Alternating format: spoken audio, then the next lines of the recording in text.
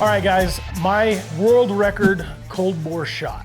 So let me just kind of lay it all out there for you so you can know everything about what it is we were doing, kind of some history and kind of where it is right now. I started shooting competition long range. I got into it with GPS Sniper when they were really exciting and they were doing the cut the barrels down to 18 inches. And, you know, Norm Chandler just came out with the Iron Brigade XM3 DARPA rifle, and everybody was super excited about that rifle. I don't know if it was him or GPS Sniper that kind of taught us that 18-inch barrel on a 308 with 175 grain Match King was like the barrel length to have. It gets all that you can get, all that you need to get out of a 308 to make it effective to the ranges that it's effective at. And so I got into long range shooting then, and I was watching the guys like Todd Hodnett win the first Sniper's Hide Cup, and so I remember my first rifle was a DPMS LR 308B. And it was a little gas gun DPMS, and I bought 200 rounds of Black Hills 175 Sierra Match King. And I remember going in and writing to the guys, because back then YouTube really wasn't a thing. And so I would write on the forums and say, hey, what is everybody's dope? And then everybody would start posting their dope. And I would write down their dope, and I would go try to figure out how to shoot this rifle to get their dope. And my first scope was an IOR Vidalia. 1 to 10, and it was a pretty amazing scope. We broke it on a horseback trip. So we were hunting bear in Colorado, and we had the rifle in with the scope and the scabbard, and the horse rolled down the mountain, like literally fell off with my brother, rolled down the mountain like 4 times, broke the stock, bent the scope all up, but we still have it as a decoration. It's kind of cool. So that's where I kind of started to learn how to figure it out. I remember I would go out to the fields in New Mexico when the wind was blowing 30 miles an hour, and I would shoot at a target and see it hit, 20 feet off and be like, oh my gosh, this is crazy. And so I started my way up. And then from there, I met a man named Bobby Hart, and he owns R.W. Hart & Sons Rifles. And I met him in South Carolina at the Buck and Boar Ranch owned by Troy Air. If you need to shoot Russian boars and have a freaking awesome time, that's where you want to go. Hornady used to test all their ammunition out on their hogs, which is really pretty cool. A lot of history at his ranch in the gun world. I think Bushmaster did too. Anyway, so Bob and I got to be really good friends because I hunt, and I hunt a lot, like, I don't know, 100 days out of the year sometimes. And I find that being outside, away from the technology, away from the world, is just the most peaceful I can be, the most stress relieving I can have. And so I spend my time out there. And that's how Bobby Hart and I got to be really good friends. And Bobby has opened the world of shooting up to me. And so I was his sponsored shooter, and I started shooting PRS before PRS was a thing. It was just the Competition Dynamic Steel Safari in Logan, New Mexico, and some local club matches. And so I started there, and I learned how to reload from some of the best F-class shooters that you could ever imagine. And so we spent a lot of time and a lot of money learning how to reload. So I spent a lot of time getting my rifle correct, a lot of time learning how to shoot. And I mean, this is a period of like 3 or 4 years of literally taking this serious and teaching myself how to shoot, and then going and asking guys around me, what could I do to make this better? And I went to where we are is pretty cool that we have this great community of long range shooters. There's probably 30 long range shooters, and 5 of them are in the top 3 of this world. And so to be able to hang around those guys for, the last 10 years and get their knowledge dumped on me has been invaluable. And so from there, I got introduced to the Mountain Shooting Center and Ward Bryan. And Ward's a great guy. You should check out his school, the Mountain Shooting Center. I think he's still teaching classes. I'm not 100% sure. It's not a beginner's class, but if you are very advanced and the next thing you need to learn how to do is read the wind, that man reads the wind better than anybody I've ever seen in my life. And from there, he introduced me to Lyman Hazelton. And Lyman is the only MIT ballistician that I know of that exists. And he created a software called AME. At that time, because the 6.5 SOM was starting to come out, and George Gardner had just brought that out, and it was more like the Competition Dynamics rifle. So Competition Dynamics, if you don't know, is you'd go out and you'd find 5 targets, And then you would shoot those 5 targets. You had 1 shot at each one of those. And they ranged anywhere from 200 to 1,100 meters. And then you'd change your position and then shoot at those targets again. So the 6.5 SOM was getting really popular with us shooting those Steel Safari matches. We were shooting them monthly in New Mexico, and a couple of ranchers had matches, and it was great. And we were really changing our skill level from just being a target shooter to being able to shoot out in the real environment. And so Ward called, he needed some help, and he was training military. And so his main contract was with the Marines and the Army. And I think I took his course twice. What had happened that made it to where I could kind of picture the wind was I think I set and spotted for 3 different shooters over a 3-week span. Maybe it was a 2-week span.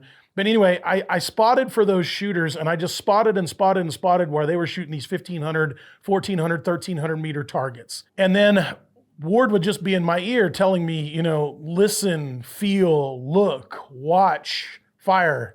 And when I figured all of this out to be able to read the wind, it just like one day clicked in my head. And so I really do owe all of my wind and complex shooting to him and to Lyman Hazelton, because they took me from you're pretty good at this to I'm going to try to take you to the next level. And they really did take me to the next level. Now, don't get me wrong, I've still got a bunch of levels to learn. But anyway, so my cold bore world record shot, here's what happened. At this time, this wasn't a thing. We never even thought about who can make the longest cold bore shot ever or any of that stuff. It was never a thing. But I had been up in the mountains of Antimony, Utah, and we did 2 practice classes, and then we had the Army, and I had all of my data in my gun inside AME. And we had not shot at this shooting position yet, but I had it all together. And typically, as the instructors, we did not shoot with the students. But what we did was we went through the evolution of all of the targets for the day, and then at the last portion we were shooting at about a 19 or 20 degree angle down from 5 to 900 meters. And it's, you know, one of the few places in the country that you can do that. You can also shoot at angles up, 20 degree angles up, which is pretty cool. And so what we did was we let the Army instructors shoot. And after their shooting, evolution was over, they had said, hey, we want to shoot your 6.5 SOM and try to shoot at some farther away targets. And I said, cool. And so we went from the instruction portion to the guys were just messing around trying to figure it out on their own. And so I had 2 of the instructors sitting over here and 2 of them over here. And we had Vector 21s. And so if you have a question about the range, Vector 21s are like $30,000 military rangefinders. They were theirs. And I ranged the target. And I remember 2123, 2122, 2121. And we had to range it on a tripod because it was very, very small to see. And we were at a 4 degree angle. And I remember, you can see from this video where you can see where we were shooting, it's just forever away, and you could just see a white little dot. Day 5, Mountain Shooting Center. Check it out. We are up here now, shooting at 9,400 foot elevation. And I am about to shoot this 2,300 meter target. So that 2,300 meter target is right there. I think it's 2314. Little white target over there, can't really see it, but it comes up off this other ridge right there. And once again, at this time, there was no records. Nobody was talking about that. It wasn't a thing, or at least in my circles, it wasn't a thing. I got the 6.5 SOM out, I got everything set up, and I did final ranges, and I had 2 of us look at it, and it was 2,320 meters, which I believe is 2,537 yards. And I put the 6.5 SOM bullet in, and right here is a video of my rifle. So this is everything I had on my rifle. It's filmed on my iPhone, but just kind of catch it and see this is what we had. So let me tell you what gear I got here. This is a 6.5 SOM built by George Gardner. On the front, I think that's a little fat bastard brake. It is a Manners T2A stock mini chassis that George Gardner built and is bedded as well. The front is a 0 Delta bipod. It pans as well as twists sideways. It has the Hawk Hill spikes I got the American Rifle Company rings. It's just a Vortex bubble level. The Cullis, I think it's a Gen 2 6 to 24 by 56 with the Mil 6 reticle. I'm not a fan of the reticle at all. Gap paint. It's the Gap Tempest Action Hawk Hill barrel, Hawk Hill Marksman barrel. Rifles only sling, Eberly stock pack. So I took the rifle, I lined it up. I was shooting 142 grain Sierra Match King, had everything set up. Ward was calling the wind for me. Now, I don't know how many times I can tell you guys this. The shooter, me, is just a monkey on the gun, right? All it was that I did was I controlled my breath well. I fired my shot well. I didn't move. I didn't muscle the gun. I worked the bolt well. And I was, that's the portion of it. The real guy who should get the trophy is the guy who actually did the spotting for me and told me when to fire. So our sequence was spotters on glass, shooter ready, stand by, fire. You had to fire as quick as you can because you've only got about 3 to 5 seconds in that wind gust. And so we got set up. Ward had my Vortex. I don't like Vortex. Had my Vortex spotting scope. And the Army guys, they all had loopholed Mark IV spotting scopes. And nobody had shot this target yet. And it's a human silhouette, a 1 meter target. And I believe it was 28.1 mils. And so I had to dial to 14 power. My scope would only go to I think it went to 18.1 mils, and I dialed back to 17 because you should never shoot with your scope on the highest power. And then I know that I had to hold 4 mils right into the wind. And I believe we were shooting through 7 wind vectors because we were literally on top of this mountain. And you can see right here in this photo that we're on top of this mountain. And then this photo, me pointing back up to see how far it was. And so you're shooting in this gigantic ghost wind that in every single valley, there's another layer of wind that it has to penetrate. Luckily, we were up there early enough in the morning and there wasn't a storm and the wind wasn't that bad. But I believe it was 3 and 7 miles an hour kind of in that area. And so I fired the first shot. Had not fired the gun in a week. And it was the first one out of the gate and I fired the first shot.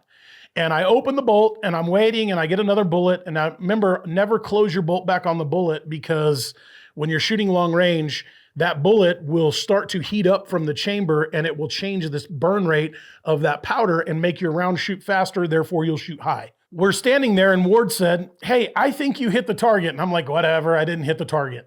And he's like, no, I think you hit the target. Well, my 14 power scope, I couldn't see. So I dialed it back to 24. It was a Cullis. And I couldn't see anything. So I dialed it back to 14 and Ward said, hold on a minute. I can't see anything out of this piece of crap Vortex optic. So he goes and he gets his spotting scope. And I believe it was a Doctor optic. It was a really big spotting scope. It was a really good one. One of the Army guys that was next to me, he said, "Hey, I think you hit it in the left eye." I'm like, "Dude, I didn't hit it in the left eye. That's way too far." We were just playing. He's like, "No, I think you hit it in the left eye." And so Ward comes back, sets up the spotting scope. He said, "Yeah." He said, "Put another bullet in there." So I put another bullet in there. At this time, I had looked at my watch and it was 8 minutes and 47 seconds later. And so he said, "Stand by." And I get my gun down, I start my breathing and I get everything set up. And he says, "Fire." And I pull the trigger again. And he said, "Oh, there you go. Impact in the right hip." And I was like, holy cow, I just hit this thing twice. Well, then the other Army guy who ended up becoming a really good friend of mine says, "Hey, let me shoot it." And I said, "Cool, grab it. It's, hold it on the 10 mil line, hold it 4 mils over and take a rip at it." And he shot, 3 or 4 shots at it. And each one of them took turns shooting at it. Nobody else hit it, but they were hitting all around it. Afterwards, we drove down to the target and we looked and it was a brand new painted target. And I had one round that had precessed almost completely. You could almost see a perfect shape of a bullet where it hit the left eye and one round where it hit the hip.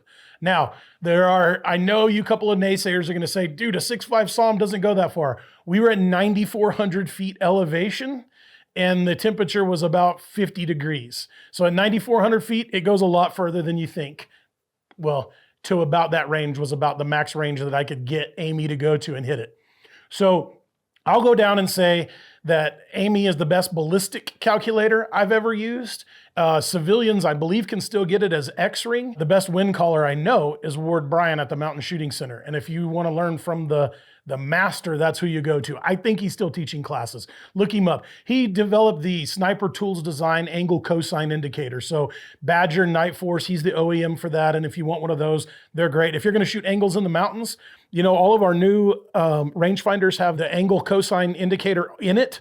But I always want to be able to make sure that I have the manual way of doing it as well so that I can make sure that it's correct, because angles are tricky and you could miss. I know now, I think there's somebody else that has a 2,500 yard cold bore. Maybe he beat me by just a little bit. I can't remember. But here's what I do know. That was the first time I shot from that range in that shooting. I had never shot from that portion of the range. So when we say we had a range up there in the mountains, we would just go find a different spot, and there were targets all throughout the valley and on the side of the mountains, and it was never ever the same twice. And that was what makes it such a good venue for training the military, is that you never get the same shot twice no matter where you are, and you always get a unconventional shooting position that makes it pretty hard to shoot from. And so I had never shot from that position. I hadn't fired that gun in a week, and I lined up. We used the calculator, we read the wind, and we were able to make a first round cold bore shot. A lot of these other guys, I know you have to say that you're going to try to do it for the Guinness Book of World Records, and you have to record it on whatever, a camera. You have to record it on, you have to do all of these loopholes and jump through them. It just wasn't a thing when we did this. I think we did this in 2017 or 2018. 2018, I think, August of 2018. It wasn't a thing for us. It wasn't what anybody was out trying to get. I think the King of 2 Mile was starting to come up, but this just wasn't a thing like it is now. Now it's like 2021, almost 2022. Everybody wants to do it. You know, Bill Poor, who I shot PRS with, is a great guy. Damon Pinson, those guys, I think they still have the longest shot on record, which is amazing. I mean, Bill put a lot of work into that gun, and they put a lot of time shooting, but we were doing different things. Mine was a real world environment, and I didn't have previous dope from there. I didn't go out and try to shoot, 2,500 or 2,300 meters every day and, try to make it a cold bore shot. No, I just went out, laid out my pack, and made a 2,320 meter shot. First round hit. It was freaking awesome. And I was excited. You can look at this video. All right, boys and girls, 6.5 SOM. First round hit, 2,320 meters. 2,320 meters, first round hit. And then I followed up and hit it a second time at 9,400 feet, shooting down to,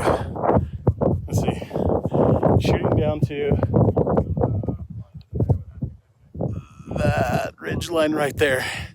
2 literally first round cold bore hits.